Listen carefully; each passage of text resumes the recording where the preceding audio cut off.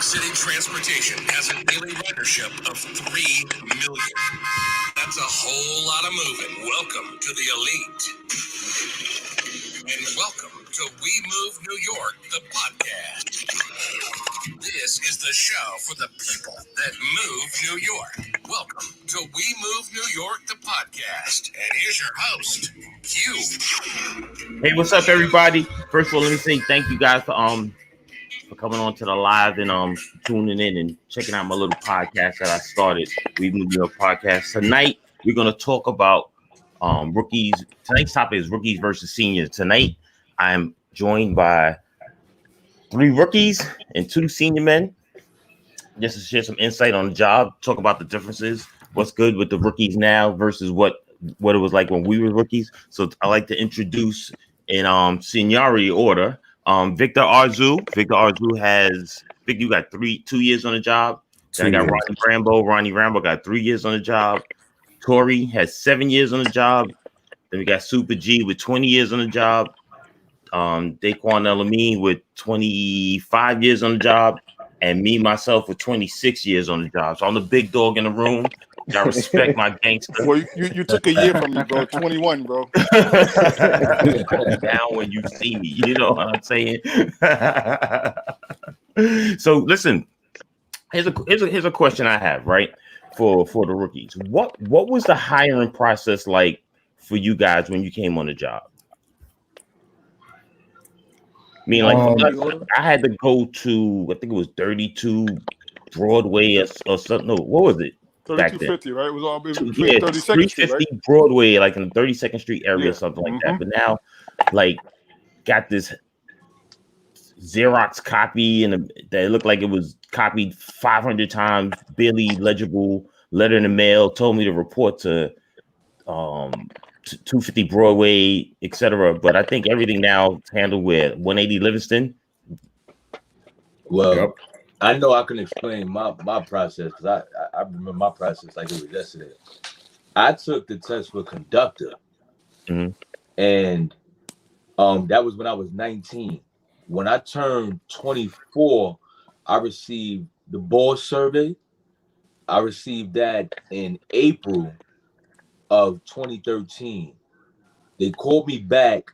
Oh no, I received a letter in the mail on a Friday of August.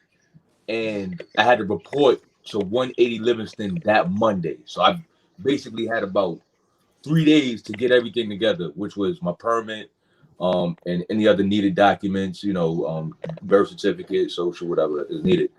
After that, I took the, I did a drug test at 180, and then they called me back exactly 30 days after that to take another drug test. That day, I did the physical. And at the end of the day, she asked, when can I start? Can I start on the 21st? And I said, right. Yes, I can. So, that happened that fast, in a matter of months from the initial call that I got in April. But yeah, everything was done at 180 Livingston. And right, so you moved through the hiring process pretty quick. Like when I got hired, there was no such thing as a boss exam. I mean, I don't know, just letting anybody in. I don't know. They had no screening process. You got a good license. You pass the drug test. You come in. Ronnie, did you have to take the boss exam when you came on the job? I don't even know what that is. To be honest, all I know when I came in, I was a part of the first class that had to start checking under the bus, pulling the dipstick out the compartment and all that. So when we passed the road test and all that, well, it was before the road test. When we passed out, the 7-day and all that, we had to go over the packets and all that information with the supervisor. The supervisor didn't know the information either. So I was at Zariga for almost a month extra from when I was supposed to have been shipped out to the depots. I mean, that was a blessing and a curse because that cut into my probation time. Right. And then, but then at the same time, we was all kind of like stressed out because it's like, okay, why they switching it up on us? Why do we even have to know this stuff if we're not supposed to be checking it at the depot and stuff like that, so to speak? Right. So right. Daquan, Super G, did y'all have to check the dipstick and engine parts and stuff like that when you came on the job? Shit, I wouldn't know where to Hold find on, man. this. Let me check my ID because I thought my ID said bus operator. It didn't say maintainer. Yeah. Let me check my ID and double check. You know, it was a whole different story. Like where I trained, that don't even exist no more. You know what I mean? Like I feel Right. old listening to them talk. We went down to 32 Broadway, right over there by the mall. 32nd Street. Right. You know, you went upstairs. There was hundreds of people in line. They was running through us, and they came out and was like, "Listen, y'all, same thing. You got the letter like on Friday. Told you be there Monday." And they was like, "Listen, you're about to take a drug test. If you fail this drug test and you're on the list for any other city job, this automatically Hang it up. disqualifies you across the board. So give people the opportunity to walk out now." And I went from like number 750 in line to like number 225 in like 10 minutes. Like real talk. Right. And then I remember the lady told us, she was like, it'll be a couple of months because I'd taken the test in 92. And this was March of 96 when they finally called me. And then she told us it was going to be months before we got called. But like a week later, I got a letter telling me to report to Walnut Depot. That's the last stop on the BX33. That exists no more. It's a dirty, cruddy old depot. He's upstairs. And I'm a TA operator, TA test. So they came in, and it was like, "Listen, how many people is willing to work in Staten Island for the rest of their career?" So like 5 or 6 dudes who lived like in Staten Island or New Jersey raised their hand. And it was like, "Is there anybody else?" And like, "Nope." And it was like, "Okay, cool. This class is contracted to go to Brooklyn, whole class." So it was like that was looming over your head the whole time. Right. You know, because you'd heard all the horror stories about East New York Depot. Nobody wanted to go to East New York. And of course, East New York had like 60 of the slots that was available. There was like 5 or 6 slots for every other depot. I ended up in East New York for like 90 days until we had what y'all call what is that? We call it a system pick, y'all call it a division pick. And I was able to pick out. But yeah, that process was crazy. And then, you know, they tell you, because at the time, you remember they paid you minimum wage while you were training. Yes. They told you don't quit your job. Right. Don't quit your job. Don't quit your regular job until you know. Try to keep your regular job until you get past day 7, because we can't promise to hire you. And it's like you got these hours. Like, how you gonna tell your job? They was like, "Yo, if you got vacation, take vacation right now," because you was getting minimum wage. And then the whole time you line trained, you was getting minimum wage. So you was going out doing these 60-hour runs, and you was getting like these $175 checks every after working all week. That's the reason why the my guys were training you. Treat you to lunch. Right. Yeah, because you weren't making no money. Right. And then what happened after 6 weeks of making minimum wage, you was in mad debt by the time you started on your own. Well, here's the funny thing. So when I came to the job, I was 22. I was still living at home. I had no real responsibilities. Didn't have a kid. My mom wasn't even charging me rent.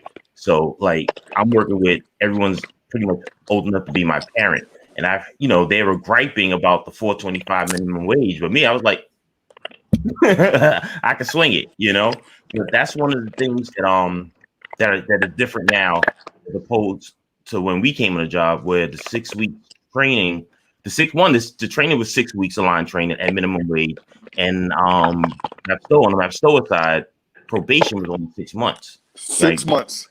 6 months, right? So like we only got 5 sick days, right? And only 5 sick days. Yeah, and only 5 sick days. What y'all get, like 3 AVAs? What did y'all get, like 3 AVAs back then? Yeah. But if you called out sick back then, they didn't bother you. Nah, no, there was no such thing as sick control and all that other stuff. The sick rules was way more lax than they are now. You only had 5, so you really used them sparingly. What was the hiring process like for you? So the hiring process for me was I took 2 exams. I didn't know what was what. So I wound up taking the MTA bus exam, and then I took the TA exam. The MTA bus exam wound up calling me 8 months after I took the exam. That's fast. So, right. So I wound up going with them first. So that hiring process, going to 180 Livingston and standing online, I waited a whole day to do the drug test. Like, Yeah, I filled out the letter says bring a lunch. Right. Yes, it does. Yo, Yeah. mind you, I went to lunch and then I still stuck around for like another 3 hours just to take the drug test. And then, you know, I went to Zariga, did more paperwork, did my 7 days at JFK, and then I wound up going to JFK. I did most of my probation over there, and then TA called pretty much a year later. Okay. And then that's when I came over. So your 2 years, when you say you have 2 years in the job, you're including the time at MTA Bus? Yeah. Okay. I'll let you slide that in.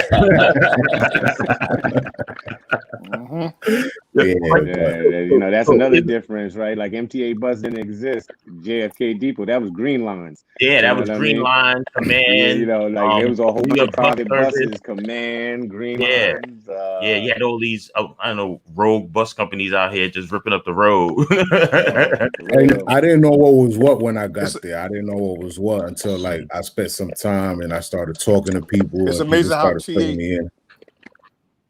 Yeah, go on. Oh, Glenn dropped out. You were saying, Vic? Yeah, I was saying that you know, like I didn't know what was what until I started talking to people and finding out like what was the difference between MTA Bus, TA, and OA.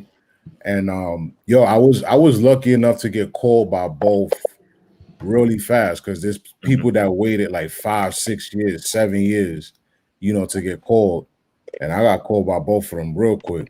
Yeah, because I took the test. I was 19, and they called me 4 years later when I was 22. And honestly, when they called me, I totally forgot about the exam. You know, so when they called me, I was like, "What's this?" You know, mom's not letting that go down. It's like, well, make sure you go up there and you hope your license is straight because I know you be doing a lot of driving.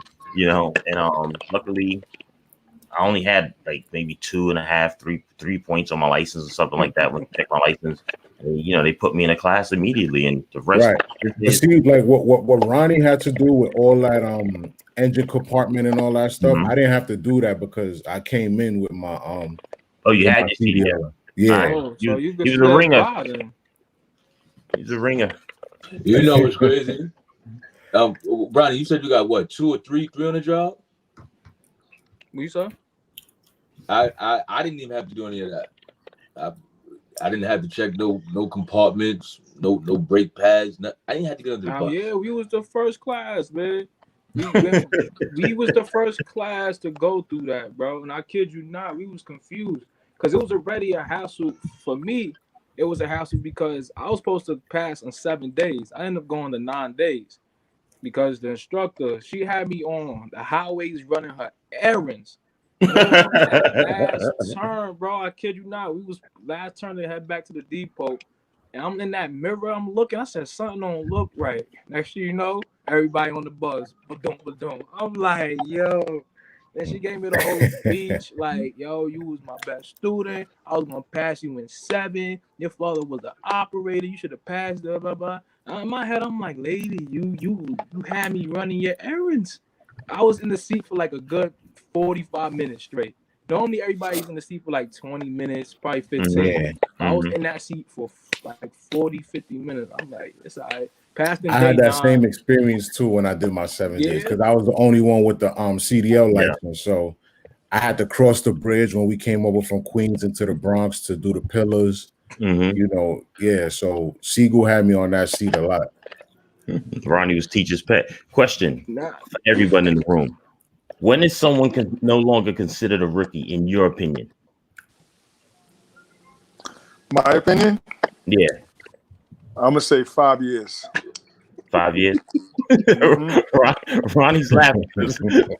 My opinion? I'm sure he don't think he's a rookie anymore. You know what I'm saying? My opinion? I'm moving that bus, man.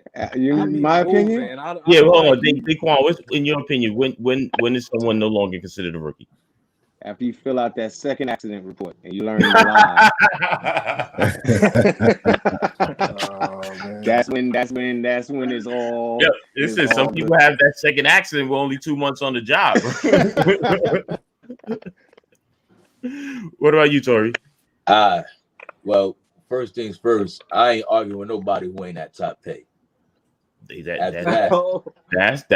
a good All jokes aside, I'll leave that right there. Hey, Daquan. Hey, LME. Yeah. You want to go there? Let's take it here. I ain't arguing with nobody who got 5 weeks vacation. The old timers told me back when I started, once you got the top pay, you wasn't a rookie no more. Right. Like, once you got the top pay, that was considered your top pay. You was official. You was official. It's 5 years for us. Yeah, I'm sorry to hear that, man. Which is crazy. You need to take that up. To take that up with the brother in the lower square. He represents the union. They negotiated I only that. got 2% on my phone, so I'm about to lose y'all. Yeah, if the pay rate is what considered you a rookie, when top pay was 3 years when we came to the job, and now it's 5 years. So yeah. Let's just say it's taking 2 more years to get out of that rookie status. For me, I drove for 7 before I got promoted. So I look at it like this: if you drove for less time than me, you're still a rookie. That's how I look at it. So once you got 7 years on the job, I'll start busting your chops as being a rookie. So Ronnie, you still gonna get the business from me. All right. Hey, Q, man, I say something before my phone blanks out. What? G know I moved the bus, man. He does on that 116. You do, but let me just say this real quick to you, because my phone I ain't got no iPhone like y'all, But I'm gonna say Still this. got that BlackBerry, right? This tier 6 is something that we all need to be fighting. Mm-hmm. Because us, me and Daquan and Q, and you too. Hey, D, Tori, you're not in tier 6, are you? No, I'm tier 6, baby. I'm probably like one of the first to make it. Okay, well, the tier 6 got to fight. Mm-hmm. Okay, Mm-hmm. and when I say that, I say everybody, because last year we went to Albany, and we had at least 100 guys who had Tuesday off to get on that bus to go to Albany. And how many people showed? 19 people. We got to fight, bro, because they don't want to see us make it to the finish line. Right. They don't want to. They don't want to see us, man. So we got to learn we got to start fighting, and we got to start fighting with each other. Taylor says I drove less time than you, so I'm a rookie too. Yeah, you're a rookie, Taylor. That, operator. Hold on. You're a rookie, but as a dispatcher, is you that the Miss GOAT. T? Is that Miss T? Yeah, that's Taylor. Hey, Miss Taylor, T, you know you the GOAT. It's you. Miss T, one of the few dispatchers I ever invited over to my family's house for barbecue. She good people. We need more dispatchers like that. Super G, Daquan, let me ask you this question, right? Yeah. Are these rookies woke nowadays? Okay, so we've had this conversation, right? Like the equipment that they got is incredible. As much as y'all might complain about the buses we got now, bro, we had these hard ass blue seats that they used to put duct tape on when the vinyl split, and then you would sit on that all day long, and then have the duct tape residue on the back of your uniform pants. And when you was a rookie and couldn't operate your bus, dispatch, you ain't have no bus track to be like, yo, you down, turn here. Dispatchers back then used to be like, yo, you 20 minutes late? Yeah. Well, you got 15 minutes at that end, so when you come back out, you're only going to be 5 minutes late. Keep going. Late. And then by the time you get back on the other end, you got 15 minutes over there, so just keep on going. And you'd be sitting in that seat, that hard seat, hitting them hard bumps. Bro, you would hate this job. Your legs would be numb. You ever spend too much time on the toilet? That's how it is. How them seats used to be after 2 hours in the seats. You get up, you just be like, yo, I don't want to come back, man. And now we got good AC. We got bus tracks saving you all the time. Yeah, even something as simple as adjusting the mirror. Frustrating. Yeah, we remember didn't have no power mirror. Power mirror. You had to get up and pretty much hang from one hand and adjust it with the other. You know what I'm saying? And then get back in the seat. They get back out and go back out. Yo, you could literally spend like 5 minutes trying to get that mirror right, and that mirror didn't. The mirror don't show. Them back then, the mirrors didn't show as much. Like basically, all you saw was the right tire. And it was only one mirror. It wasn't the split mirror system that they got. You know, a lot of times you ain't see shit till you hit shit. You know what I mean? It wasn't in the mirror. It wasn't in the mirror. You know, so I think that like the job has gotten better in that sense, right? You got buses that run. He will tell you we used to have these buses, man. They used to tell you they actually taught this in the classroom. There were buses that could not make it up a hill. So they used to tell you pull up your ICC brake. Put the bus in drive, put your foot on the gas, hold the steering wheel, and then put in the ICC brake so the bus would have enough power to get up a hill. You would go halfway up hills and buses would start shaking. Black smoke would come out of the back of them. And those were good buses. Right. Those were good buses.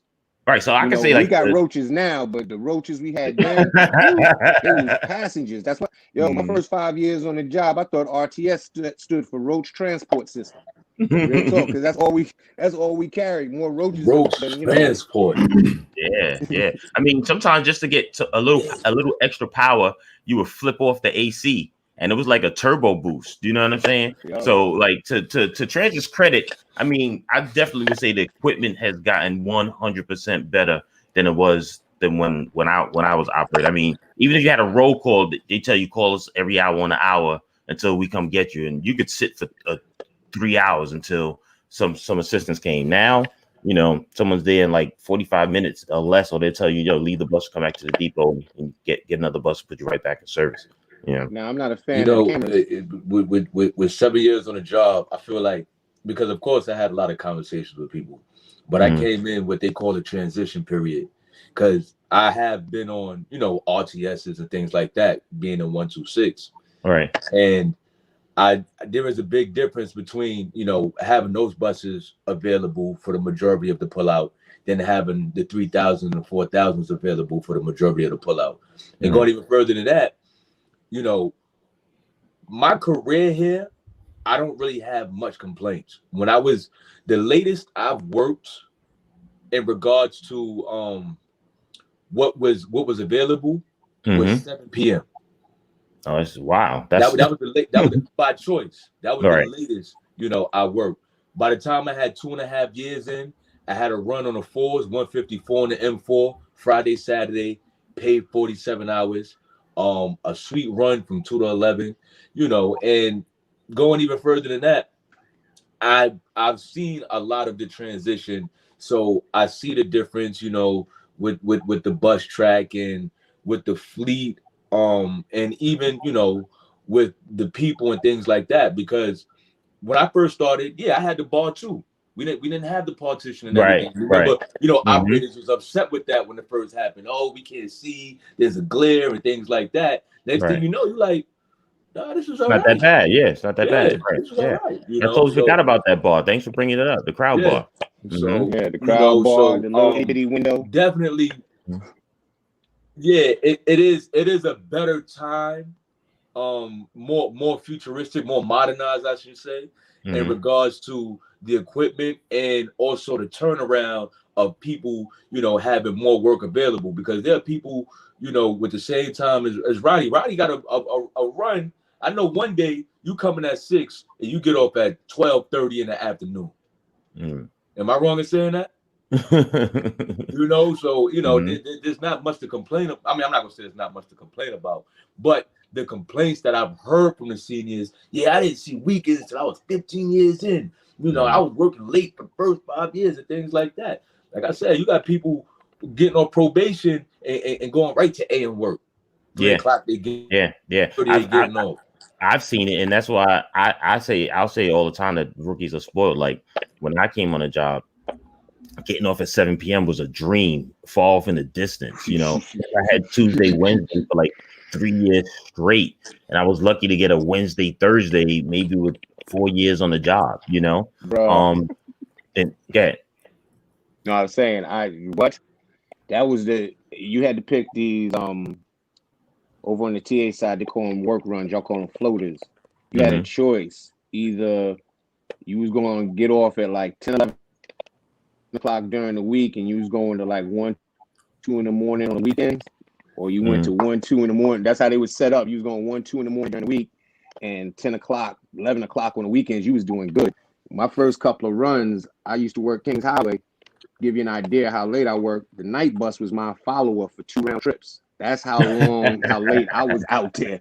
Like it was me and the night bus, and I was miserable. I was 24 years old, getting off at 1 o'clock in the morning on Saturday, having to get back uptown by public transportation, missing out on life, seeing all my boys hanging out, having fun. Yo, we doing? I can't go nowhere, man. I gotta be to work at 5 o'clock in the afternoon. 5 o'clock, and start at 5 o'clock in the afternoon. So in that way, the job has gotten infinitely better. But the flip side, I'll say this last thing, the job has gotten worse because I've never seen it easier for someone to lose it. Because when I came on, you was in. Right. Like I seen dudes like kill people and still had a job. And now I see people lose their job for like the slightest little thing now. Like it seems like it's better. The job is better, but it's also harder to keep. Yeah. The discipline has definitely gotten stricter. Yeah. Yeah. Victor, what time did you start work today? So like I said before, I started at MTA Bus. I got early work immediately. Like early work. Like starting at 5, 6 o'clock. The earliest I started on my Sundays, I think my report time was like 4:42 a.m. a.m. on the Q9, getting out at like 1 in the afternoon on a Sunday. Look at this guy. Yeah. And then like from that whole year, I was doing AM work until I got to Manhattanville. And then I was on an extra list, and then I was doing, like the PM work and stuff like that. But for the most part, it's just been AM work for me. Man. And Ronnie, what about you? Ronnie, what about you? With 3 years on the job, you getting a lot of early work?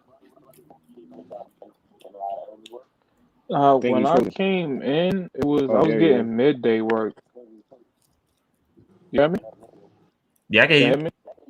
When I first came in, I was on extra list, so I was getting decent hours until I think the second, like the pick that starts in January, is when I had to pick something where I was getting off around 11 some days, and then 1 o'clock some days. So I went through the stages of getting off late, but once I learned how to pick, and once I seen what was available and stuff, I was able to pretty maneuver my way around, get some pretty decent things that fit me. So I can't really complain when it comes to that. Like right now, I'm complaining about the work I got to do, but I get off at 2 o'clock, and on Mondays I get off at 12:30. I work from 6 to 12:30. This is my 3rd year. So, and then I'm off Tuesday, Wednesday. It's like about 4 days. You know what I'm saying? Randy Pinnock says, I've been doing Tuesday, Wednesday my whole 4 years, but the job is 70% of what you make it. That's a fact, Randy. Not for nothing. When I had Tuesday, Wednesdays, I enjoyed it. If I went to the movies, it was empty, mall empty.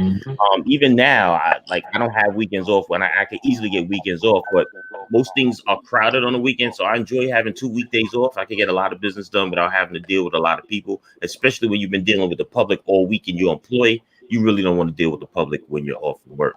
Yeah. Plus, the world has changed, right? In 1996, there was no place you could go hang out at on a Monday night or a Tuesday night. Like the club was open Friday and Saturday only. Wasn't no such thing as no day parties, no day boat rides. Right. Now, before the pandemic, Tuesdays, Thursdays, right? Like now, before the pandemic, I remember, bro, Wednesdays. we had one spot, Dean Street Cafe. All the city workers would be in there Tuesday nights, Dean Street Cafe in Brooklyn, packed full of city workers, because that was the only spot open on a Tuesday night, and that's where everybody that had Tuesday, Wednesday off would go. People would be there in uniform, hanging out, because there was nothing. But now, Tuesday, Wednesday is good. Like, when I line train with guys, and they go, I took vacation. Oh, I'm a rookie. Oh, I got January vacation. Oh, I got February vacation. I go, yo, it's not warm in Jamaica in January? Right. Like, Right. like it don't matter what Right. week you got off. Right. You know what I mean? You can still go to Trinidad in January. You can go to Trinidad in March. You know, That's a as fact. far as working late, And it's cheaper. when I first started, the AM pullout, the AM yard was a very intimidating place because them buses was getting out the house. The yard dispatchers was trying to pull out. The senior guys was trying to get out on the road because they didn't want to be late. And I remember one time, give you a story of what it felt like to be a rookie. I'm setting my bus up the right way. You remember when you take that extra long time when you first get new? They would nudge your bus, bro. The bus behind you, bumpy. Boom. Yo, you go. Huh? Boom. They you know, because the RTSs, you could get away with that. You'd get nudged. Like, yo, bro, do me a favor. Time Put to that bus move. out Let's onto go, the street let's and finish doing what you're doing. You holding up. Everybody in the line right now, we got to go. Like, that's like, it was mad intimidating. Like, you didn't want to work in the AM. Because the senior guys, they were ruthless. You know, you didn't have bus track. You would see the leader leave. He'd go to the corner, make that right turn, go to the next corner, make another right turn, go to the next corner, make another right turn, and park. You Dang it, come you. out, you ain't got no leader. He come out behind you 2 minutes and stay 2 blocks behind you. You be like, yo, where did this guy go? Why am I getting my ass whooped every day? You can't do that with bus track no more. Them games That's is not gone. you It's still want. like that. Game time It's is still over. like that sometimes. Yeah. Yeah. When I first came on, It's it was like more that when I seldom. was doing the 10s. But they was giving you the business when you first came on the job on the 10s, Ronnie? They tried to give me the business. They tried, but I Listen, peeped. I definitely got the business when I worked the 10s when I was new. Hard body. Hard It's body. crazy It's like out there. a beacon out in the sky. Like, yeah, there's a rookie. Let them do all the work. Yo, they would do stuff like I used that. to- They'd get on the Yeah, end they of the would. line and conspire. Like, that's how they would Mhm. work you into the game. Like, they would conspire. Like, all right, come on, I'm gonna take 3. You leave 3 late. Let them work. You got to earn it. Welcome to the authority. At first, You I get the was business letting until you it learn how to rock. move your bus. Right, but at first I was letting it rock. I would come around and I would be like, yo, something is odd about this, because as soon as I would get to like around 120th, he would come flying by. So I was like, I used to think he was my follower, but it turns out once I found out he was my leader, I was like, okay, because I guess he thought I was gonna be scared to be late and all that. But as soon as I seen that he was my leader, I used to play back. I used to wait. And then I used to do when he get about time he get to 120, I used to fly by because he used to What, leave that was late. you? It wasn't to you. It wasn't to you, because I remember the dude.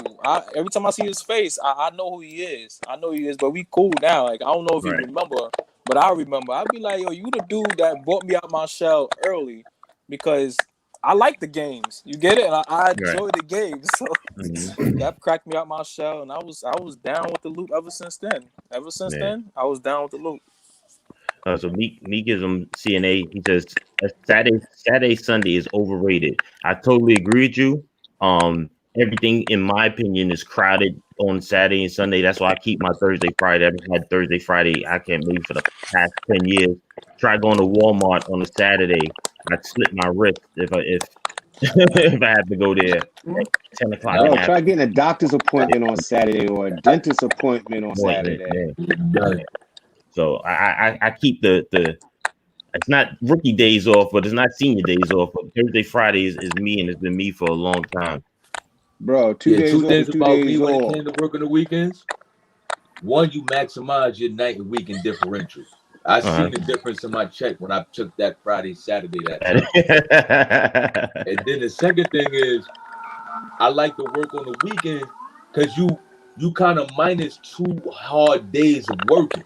Right, exactly. My Saturdays, my Sundays is sweet. So I only got to worry about the Wednesday through Friday of working, rather than worry about the Monday through Friday of getting busy on the road. Yeah. Not I only get a break like Thursday, that. Friday used to be my favorite days because I didn't have to deal with everybody rushing, because everybody's on edge Friday. They trying to get to their weekend. Everybody's in a rush to get home. Nobody got any patience. I used to like Thursday, Friday because I missed all the drama. You come in Saturday. By the time you get the right run, by the time everybody woke up, you was getting off the bus. Sunday, you might get the church crowd, but by the time they get out of church, you getting off the bus, and then all you really worked was Monday, Tuesday, and Wednesday. Yeah. You know? Not only that, like I've seen guys get their first Saturday, Sunday, and they're happy about it. Yes, finally got a Saturday, Sunday. Then the next pick, they come off that Saturday, Sunday. Yo, what happened? I thought you Saturday, Sunday. Like, nah, I was spending too much money having weekends off. So they would go back to weekdays. Yeah. And 2 days off is 2 days off, bro. Because I remember at one point something had happened. They had decided every borough was going to do their own 19A training. So just before I left Brooklyn, they were sending us to Spring Creek Depot over behind the Pink Houses, right? Right. And they were doing their pick when we were doing our 19A. So I walked through looking at their board, trying to figure out their board. Bruh, they wasn't even getting 2 days off in a row. The days off was based on seniority. They still like that. Days? They still like that. So they got you off Monday, nasty. Wednesday, Monday, Thursday, Tuesday, Friday, until you had enough seniority to put 2 days back to back. And I was That's like, nasty. Yeah, I got I ain't friends never gonna over there. complain about Tuesday, Wednesday again. At least those is 2 days in a row. You telling me I can't get 2 days off in the same week? Yeah. That's so true. I got friends over there, And I'm not working overtime. Yo, hold up. So check this out because we're about to wrap up, right? So before you all logged on to the show, right, I asked each of you to submit a question that you'd like to ask your counterparts, right? So Ronnie J, his question was, how do you feel about seeing younger workers on the job, and why do they compare how things were for them compared to us in a complaining way versus being happy? I've never complained because I know I was, for the longest time, one of the youngest guys in the depot. I started the job at 24. So I knew what it is. So when I see people come in that age, I'm happy to see people getting on earlier and getting it in. You know, the things I do when I get kids, when they do give me a student, first thing I tell them, yo, sign up for that 457K, sign up for that 401K, because you're doing a long bid, max it out and leave it alone. And you're going to have a meal when you get out of here in addition to your pension. I love to see the young folks get on. I get a little confused because I think that sometimes when I hear some of the complaints, I'd be like, yo, I don't know what kind of job you thought you were getting. This ain't 9 to 5 at JP Morgan. Right. You know, this is New York City Transit. Like, you know, did you know what you were signing up for? Because some of the complaints I hear are a little unrealistic. And I'm like, you know, I get it, because I complained when I first came on the job. I hated the old guys. They was beating my ass up and down the line. You know what I'm saying? They were getting the better buses. So I'm happy to see young boys on. I love to see the young boys on. I love to see them get this money, because this place, don't let nobody else tell you different. His job is a printing press. Right. You understand? Tori's question was to the seniors. Looking back on all the years you've been here, what is the best piece of advice you can give to an operator for their career here? Max out your 401k. Right. Me, I would say the simplest and quickest. Reputation is everything. You know, when new hirees come on the job, I like to give them the speech. I have, a lot of bullet points that I go down. But one of the bullet points that I try to stress most is your reputation means a lot. You know, if you come on the job and you gain the reputation of a screw up, that reputation is going to follow you throughout your career. Regardless of how much you change over the years, you're still going to be considered a screw up. And having a good reputation goes a long way. Sometimes can get you out of a violation if you're a good dude. You know, somebody can speak a word on your behalf and let you slide on a minor infraction or something like that. So that's one of the pieces of advice I always give someone that's new on the job. And you were saying, Daquan, max out that 401k. Max out that 401k, max out that 457k. Try to avoid these romances. They rarely work, and they usually hurt financially on the back end. That's just the real. Protect your money. You said avoid what? Avoid depot romances if you can. There's enough other people out in the world for you to find than in your depot. Feel me? And a lot of time, I'm not saying there are some depot romances that work. Super G is a prime example, but he's 1 in a million, not 1,000,001. Okay, they rarely work, and they generally end up hurting financially. you know. Mhm. And always just remember, your job is real simple. Right signal in, left signal out. As long as you remember that, your day go by real easy. Right signal in, left signal out. That's your whole gig. They go on giving safety tips. Remember, checking mirrors every 3 to 5 seconds. Nah, I didn't say that. I just said your job. People thinking their job is your job ain't the right signal in. That's it. Everything else is extra. All you're supposed to do is right signal. Victor Arzu had a question. He says, was becoming a dispatcher highly recommended to you by your colleagues when you came on the job? So like when you came on the job, were people pressing you or like saying things to you like to stress the importance of moving up and taking a promotional exam, etc.? I'll give you the driver side of it, and then Q can give you the dispatcher side. When I came on, I was 24. I didn't think I was gonna be here long. I thought, yo, I'm gonna just do this for a hot minute real quick, and then I'm gonna move on to the next thing. So when a lot of dudes came at me and was like, yo, you should take the dispatcher test, I ain't listen. 25 years later, I'm still waiting for that next thing to move on. I tell you that if you're under 30, take it. And then after that, interview for superintendent. And after that, interview for manager. If you 35 or older, then just rock out with the driver's seat. But if you're under 30 and you're looking at doing 30 plus years on this job, 25, more than 25, do it as a dispatcher. Life is a lot easier. Yeah, it's definitely a lot stressful. So like for me, like I came on the job at 22. Everybody was telling me, definitely take the promotional exam. You're gonna have to be here 32 years. You don't want to do that 32 years in the seat if you don't have to do the 32 years in the seat. But similarly, so it's pretty much the same age ranges that Elamine spoke on. Like, yeah, if you're gonna move up quick, do the minimum 3 dispatcher. Go to dispatcher, minimum 3, go to soup, and move around the system and just keep going as far up as you can if you have those type of aspirations, Especially in this climate. Especially in this climate now, all these organizations need to get browner. So you gotta, all these companies have to get browner, take them tests. You're absolutely right. But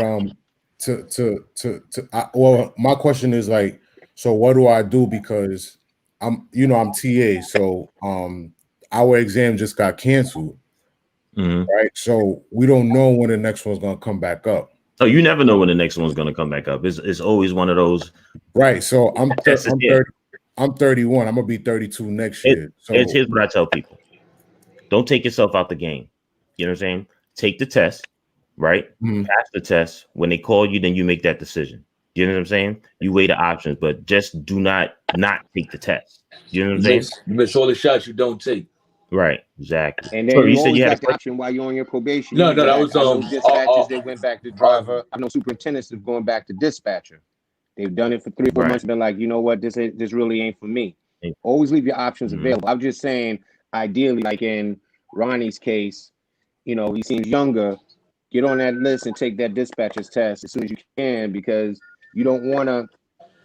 I'm not going to say it's been a bad 25 years, but 25 years in a seat is worn me out. I got no patience. I got no patience for passengers. I got no patience for traffic. Like everything is a chore now, and the job is a lot easier. But I find it like after just 25 years, I'm just jaded. I don't even listen to conversations no more. People be like, "Yo, good morning." I'm like, "Yo, don't worry about it. Keep going." I know. You get ready to ask me. I don't even want to hear the conversation. Like I don't even like. I just be like, "Yo, go on, man." He like, I'm not worried about you. Transfer, here you go, boom. Because I know that's what it is. Because in 2 years, I hear that so much. It's like I already know what's coming. You know who's gonna give you the problem when you pull into the bus stop and you see that person making that direct eye contact. All the time. All the Yo, time. what up, King? How you doing today, King? Yo, man, come on, just come on. We gotta get on board. So here's the last and final question. This question was from Elamine.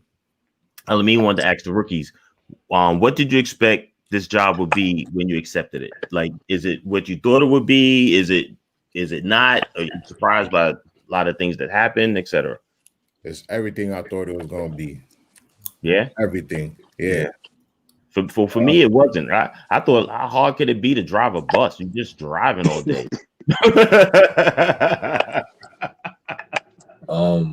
I know for me, For me, I can't necessarily say I had expectations, Mhm. but in saying that, you know, everything that I've learned, that I've gone through, I couldn't have imagined had it been for this job. You know, just Right. understanding, first of all, understanding New York City in a whole, then Mhm. dealing with so many different people and seeing, you know, different walks of life and things like that, and just the, you know, the maturity and development of having a career job. You know, applying yourself. You know, a lot of people on this job. One thing I can say about this job grants you a lot of opportunity to do big things. You got people that own businesses, people that Mhm. own multiple houses, people that's pulling up in $100,000 cars, you know, Right. all types of networking and things like that. So, like I said, I didn't have expectations, but the things that I have experienced with in my 7 years has been phenomenal, you know. And again, you know, I realized that this job opens a lot of doors for you to expand as a person and an individual in life. So it's not just here, just collecting a paycheck. That's just the beginning. You can Right. go much further with this job. So Right. that's what I can say this job has been for me. Ronnie, what about you with the job? Well, you had a little insight on the job because your dad's an operator. But when you came on the job, was the job what you expected it to be? Like same thing with T. I didn't really have expectations. When I came in, I just knew that I knew I was in a better position than what I was before I started working here, and I knew I was in a better position financially than people that I was around. Mm-hmm. So I kind of came in with a mindset. Cause I already had my mind fixed on what I wanted to accomplish outside of the job.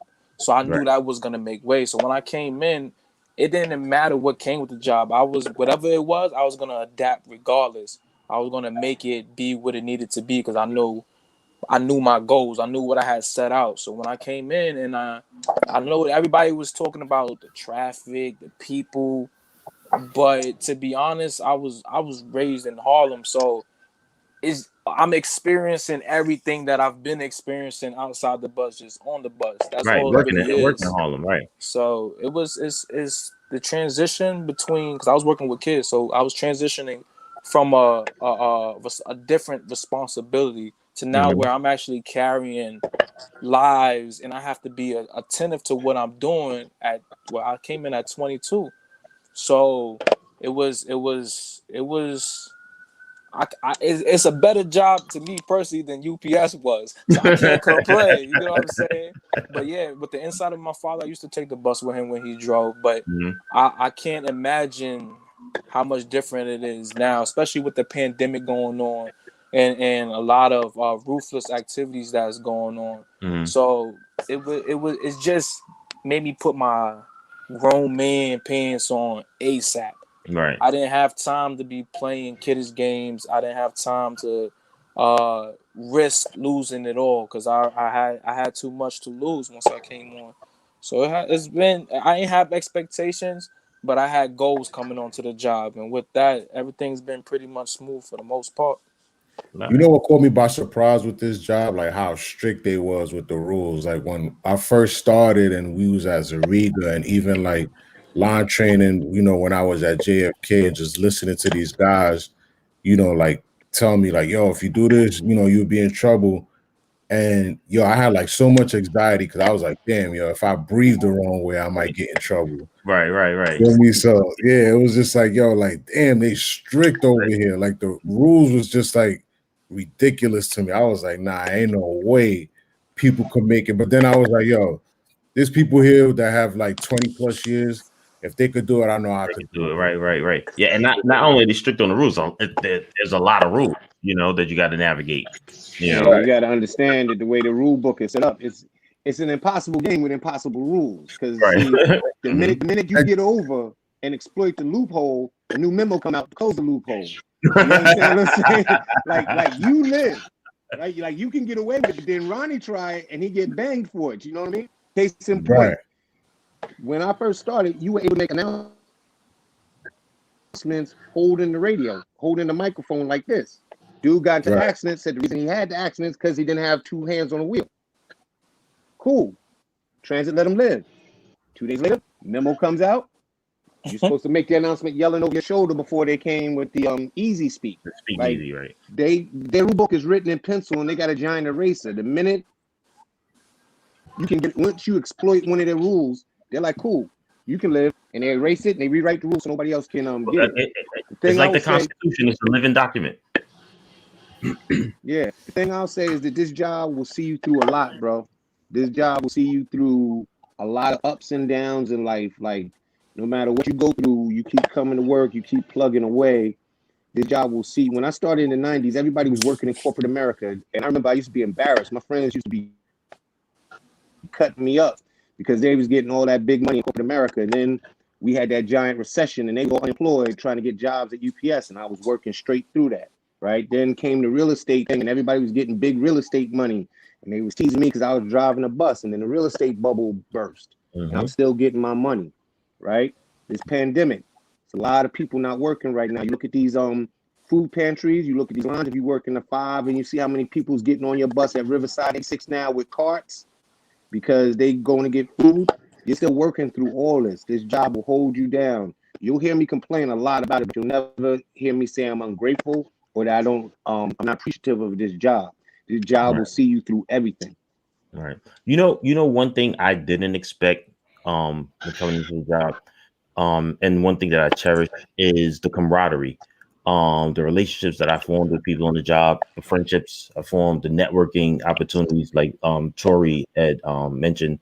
I didn't think it was such a family oriented atmosphere. You know, like my daughter, she tells me when she's in the city, she feels safe because she knows she can hop on pretty much any bus if something happened. And, you know, she has like 100 uncles because everyone knows her because she's been to the depot countless amount of times, you know. So I didn't know, you know, coming on the job as young, I didn't know people form those types of bonds. But, you know, I guess it's expected when you work with people as close as we do with each other over such a long period of time. But you know, that's only unique to buses. Right. Because underground is different because those crews rotate so much and they don't have their swing rooms aren't as big as ours. So they don't get together the way we do. Like if you talk to brothers that work underground, they all envy that thing we got up in buses because of the camaraderie, because of the way the swing room is, how loud it is, everybody laughing, joking, messing with each other, shooting pool, you know, selling fire sticks and DVDs and 50-cent sodas out the back of their cars because everybody got something. I don't know what you're talking about. Secrets. I've never witnessed anyone selling a fire stick or.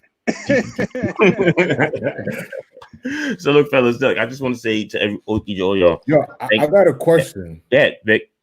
Yo, like, why do things get weird when like someone decides to go to another depot when like the general comes around, the system picks?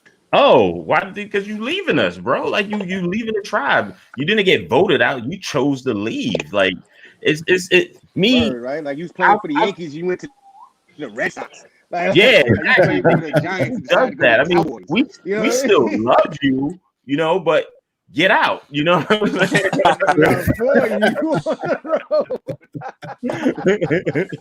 You don't got to go home.